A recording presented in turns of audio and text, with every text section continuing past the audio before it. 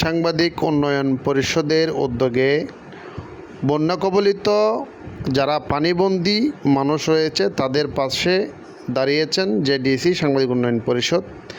এদের উদ্যোগে শুকনো খাবার ও ওষুধ বিতরণ করতে দেখা যাচ্ছে সাংবাদিক উন্নয়ন পরিষদের চেয়ারম্যান SM মিজানুল্লাহর নেতৃত্বে।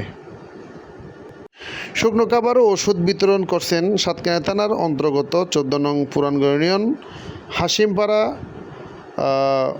ফকিরকিল বাজালিয়া মাহালিয়া এলাকায় যারা বন্যা কবলিত পানির কারণে পানিবন্দী হয়ে আছে তাদেরকে রাস্তার উপরে এনে কিছু শুকনো খাবার ও ওষুধ বিতরণ করতে দেখা যাচ্ছে।